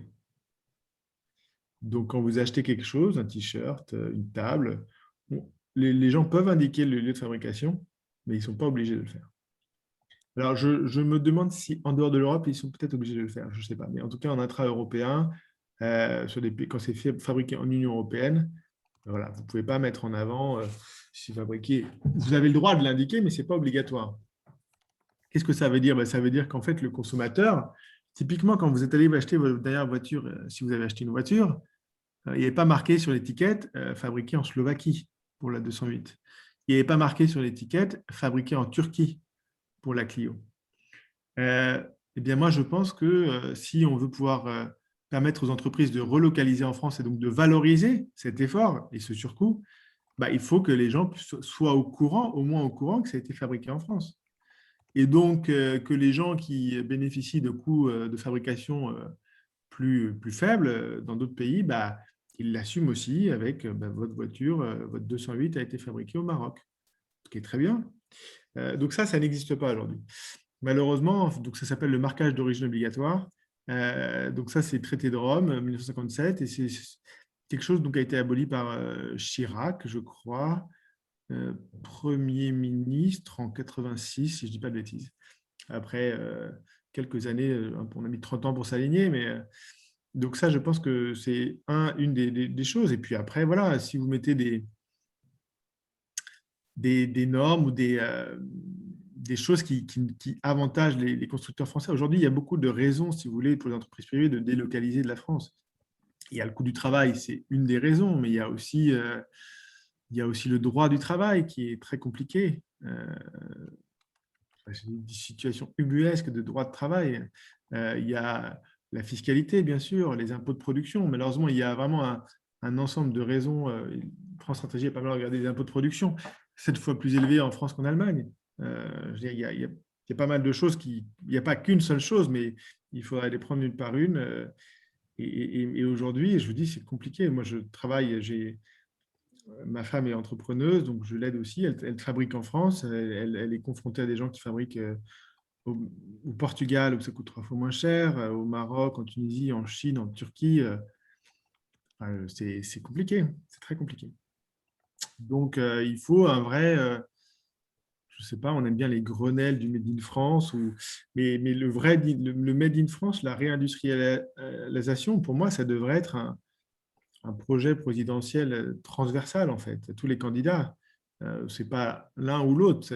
Et c'est un projet de société, si vous voulez, parce que je suis sûr que certains d'entre vous ont l'occasion de se balader. Quand vous baladez dans des régions qui étaient d'anciennes régions industrielles, où c'est parti, enfin, c'est des no man's land. On a l'impression d'être dans Lucky Luke, de traverser des villages où il n'y a plus personne, quoi. C'est ça qui s'est passé concrètement. Et tous ces emplois-là, ils ne sont plus là. Et qu'est-ce que c'est? Je crois que c'est Borloo qui avait fait un rapport là-dessus, qui expliquait que le problème des banlieues, etc., que en fait, tous ces emplois-là, ils étaient partis. Donc, les gens, on n'a plus grand-chose à leur faire, quoi. Il faut les faire revenir, il faut revaloriser ces emplois. Et c'est un véritable projet présidentiel, mais qui ne devrait pas être que juste d'un candidat, mais qui devrait être transversal, parce que c'est un projet de société, en fait. Ce qui refera du lien et s'il fera quelque chose, c'est ça. C'est des usines. On a toujours expliqué que les usines, c'était sale. Non, les usines, ça n'est pas sale. Et un pays sans usine, c'est un pays sans emploi et c'est un pays mort. Et pour l'instant, on est sur la bonne voie. les thèses de Jean-Marc Jancovici. Non, ben Jean-Marc Jancovici, je ne sais pas quelles sont ses thèses. Il passe plus de temps à défendre le nucléaire. Voilà, c'est un peu son dada. Donc moi, j'ai pas de. Mais d'ailleurs, ça m'est arrivé de lui en parler. Alors maintenant, c'est Joe Biden, mais quand je lui ai dit, mais on a eu un échange, mais Jean-Marc, tu sais que le nucléaire sur lequel on est censé être souverain, depuis qu'on a vendu Alstom à General Electric, c'est plus nous qui faisons l'entretien des 60 chaudières, tu es au courant? Ah non, je ne suis pas au courant. Ah ben oui, mais c'est quand même un peu gênant. En termes de souveraineté, que ce soit Donald Trump qui ait les clés du camion, on fait mieux, quoi.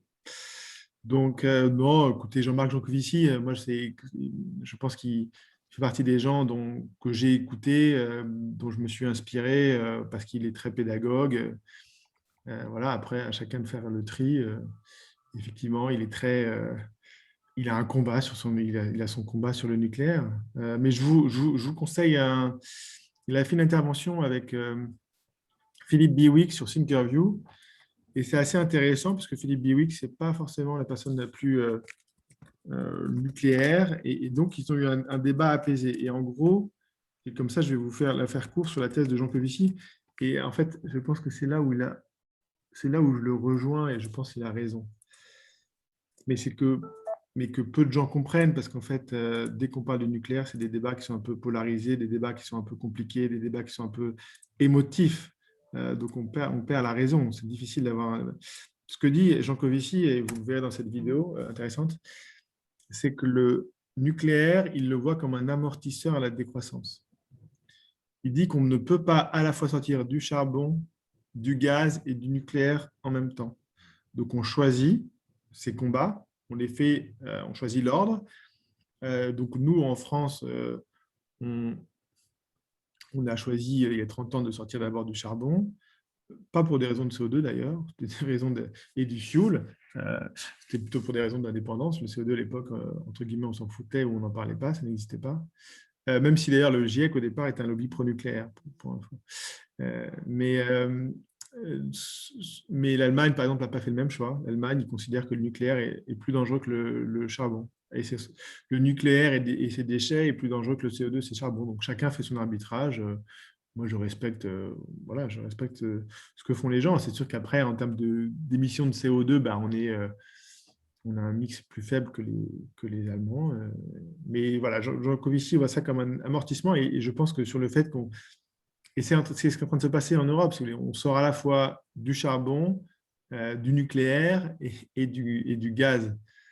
On va avoir un petit problème.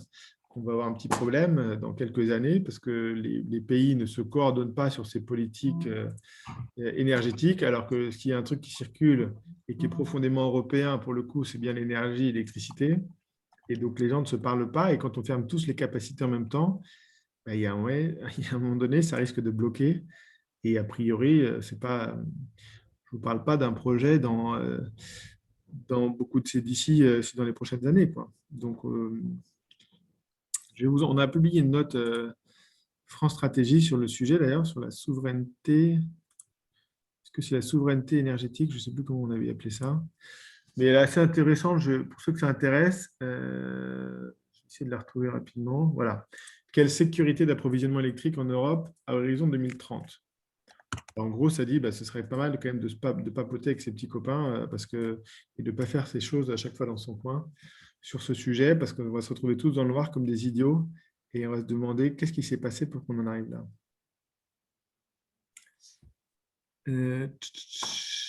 Alors, est-ce qu'il y avait d'autres questions? Allez, je remonte un petit peu parce que je n'ai pas pris beaucoup de questions.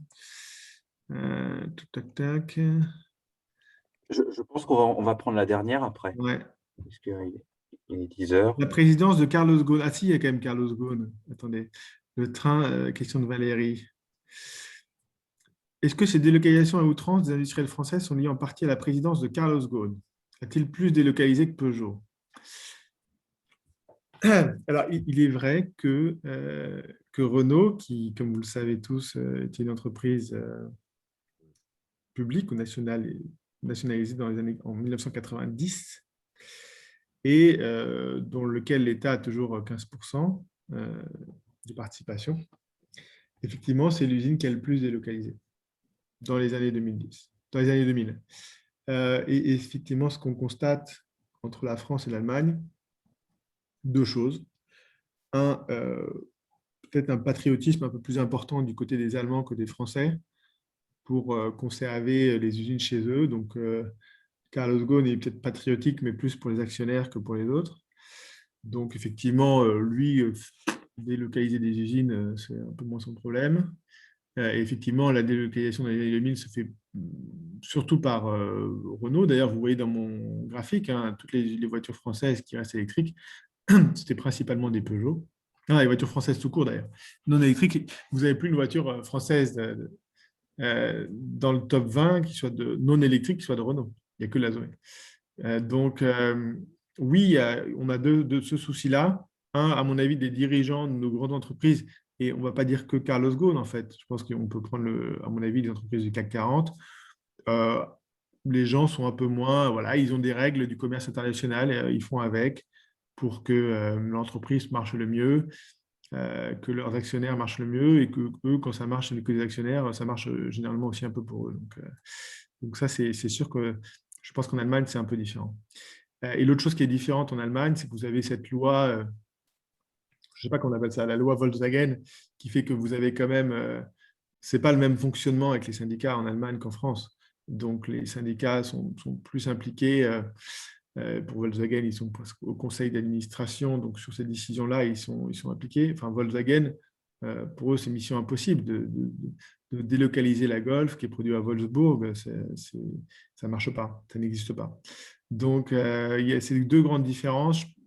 Un, sur les dirigeants un petit peu moins, on est patriotes peut-être, ou un peu moins voilà, sur l'emploi en France. Mais bon, après, une fois de plus, ce n'est pas évident. Quand vous avez Peugeot qui passe très proche de la faillite en 2012, bon, bah, à un moment donné, vous avez envie de sauvegarder l'emploi en France, mais il y a juste votre entreprise, elle est à deux doigts de faire faillite. Donc, c'est d'ailleurs la seule politique industrielle véritable que la France a eue pendant 20 ans sur l'automobile. C'est le sauvetage de Peugeot en 2012 avec Dongfeng. Et c'était une bonne chose qu'on a souligné dans notre rapport. Donc voilà. Et puis les syndicats, c'est vrai que les syndicats aujourd'hui, je ne critique pas, je dis juste que le fonctionnement est différent en Allemagne. Je pense que c'est aussi lié à la culture. Culture latine, culture anglo-saxonne, ce n'est pas les mêmes approches. Et donc, on a cette chose qui fait qu'en Allemagne, vous avez beaucoup moins de délocalisation. Après, eux, ils se sont clairement beaucoup appuyés, ce que nous n'avons pas fait, sur qu'est-ce qu'ils ont fait. En fait, ils ont beaucoup appuyé, ils ont délocalisé, entre guillemets, la fabrication des équipements de la voiture, qui, je rappelle, représente 80% de la voiture. Hein. Le constructeur fait 20% de la voiture. Donc, ils ont gardé l'assemblage en Allemagne et toutes les pièces, ils l'ont mis dans l'Interland, en Pologne. Donc, eux, ils ont beaucoup bénéficié de cette ouverture de l'Europe aux nouveaux États membres en 2004. Et après, les pièces arrivent en Allemagne, hop, ils assemblent, ils collent un tampon Made in Germany et ils envoient et ils captent une part très importante de la valeur ajoutée. Nous, notre Interland, si vous voulez, on commence entre guillemets à le faire. On pourrait dire que c'est le Maroc, l'Algérie, le Maghreb. Et c'est là où Peugeot et Renault sont maintenant en train de produire leur voiture. Voilà. Mais sur l'assemblage, c'est sûr que nous, quand il s'agissait quand un constructeur avait soit comme choix de moderniser une usine en France ou d'en ouvrir une nouvelle en Europe de l'Est, systématiquement, il a préféré en ouvrir une ailleurs. Et dès qu'on a eu une crise et qu'on s'est retrouvé en surcapacité, eh bien, c'est l'usine la plus chère qui ferme. Et souvent, elle est en France. Voilà. Très bien. Merci, Nicolas. Je pense qu'on va clore le petit déjeuner virtuel. Alors, Marc Wolf, tout à l'heure, a dit que vous aviez une contribution qui allait être publiée sur ces sujets-là, c'est ça? Oui, on a une plateforme de programmatique. Je vous enverrai le lien. Je vous fais de toute façon un petit mail là, en fin de matinée pour vous remercier et finir l'échange. Et je vous donnerai le lien vers la plateforme programmatique. J'aimerais bien avoir une bilatérale avec Nicolas pour lui exposer justement quels sont actuellement les travaux du groupe du mouvement, donc du G1 sur ces sujets, et lui montrer en quoi il a une vision fausse sur les contraintes de fiscalité versus les contraintes de normalisation. Et donc, sur la base de ces travaux, après y avoir passé quelques temps à deux, nous devrions pouvoir converger plus facilement. Bah, avec plaisir. Moi, je suis pas Moi, je suis un expert de l'énergie et de l'automobile. Donc sur ces sujets-là, je maîtrise pas. J'essaie de faire ce que je peux, mais Eh ben, on mélangera avec notre expertise de la fiscalité. voilà. Donc, moi, j'ai effectivement, et ça tombe bien parce que j'ai pas encore publié avec France Stratégie. Donc, mon objectif, c'est de proposer des choses qu'on peut mettre en place, qui font du sens. Donc, je suis intéressé. Ouais. Si vous m'autorisez, Nicolas, je transmettrai votre email à Marc. Oui, bien sûr. Vous échangerez. Très bien. Merci beaucoup, en tout cas. C'était passionnant. Merci beaucoup. Parfait. Merci beaucoup. Merci. Bonne journée à tous. Bonne journée. Merci, Au revoir. Mathieu. Salut. Au revoir.